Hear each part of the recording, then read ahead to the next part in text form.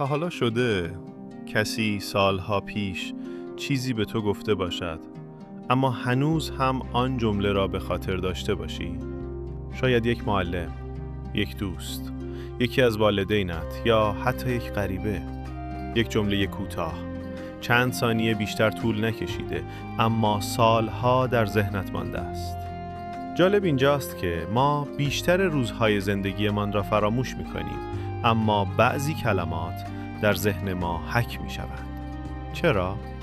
امروز یاد می‌گیریم چرا بعضی حرف‌ها اینقدر ماندگار می‌شوند و چطور می‌توانیم از زخم بعضی کلمات عبور کنیم. به بال و ریشه خوش آمدی. کانالی که علم روز را با حکمت بزرگان کنار هم می‌گذارد تا نه فقط بدانی بلکه تغییر کنی. هر روز هزاران کلمه می‌شنویم اما فقط تعداد کمی از آنها برای سالها در ذهن ما باقی می‌مانند. دلیلش چیست؟ مغز ما به اطلاعاتی که بار هیجانی دارند اهمیت بیشتری می‌دهد. وقتی جمله‌ای باعث شادی شدید، شرم، ترس یا تحقیر شود، آمیگدالا فعال می‌شود و به مغز پیام می‌دهد این مهم است، فراموشش نکن. به همین دلیل است که گاهی یک جمله منفی سالها بیشتر از 100 تعریف و تشویق در ذهن می‌ماند. مغز ما برای بقا ساخته شده است و به تهدیدها بیشتر از تحسینها توجه می‌کند. مولانا می‌گوید زخم شمشیر بگردد، زخم گفتار نه. گاهی یک کلمه هیچ اثری روی بدن نمی‌گذارد اما سالها در ذهن باقی می‌ماند. بعضی از عمیق‌ترین زخم‌های انسان با دست ایجاد نشدند، با کلمات ایجاد شدند. تحقیر، مقایسه، سرزنش یا قضاوت. اما مولانا فقط از زخم حرف نمی‌زند. او راه درمان را هم نشان می‌دهد.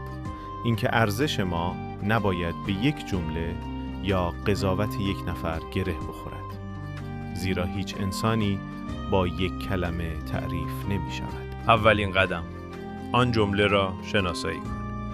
از خودت بپرس کدام حرف هنوز هم در ذهن من زندگی می‌کند.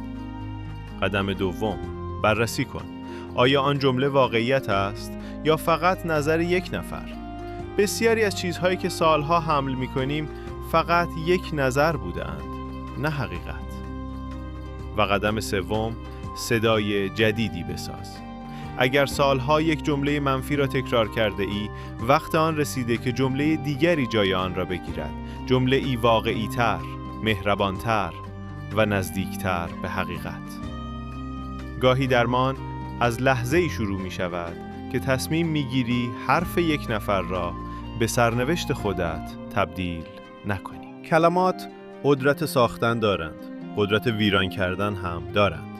اما در نهایت این تو هستی که تصمیم میگیری کدام صدا در ذهنت بماند. مولانا میدانست و روانشناسی امروز تایید میکند همه حرف هایی که درباره ما گفته شده اند حقیقت نیستند. اگر این ویدیو برایت مفید بود کانال بال و ریشه را دنبال کن. با هر ویدیو کمی عمیق‌تر، کمی آگاه‌تر با هم.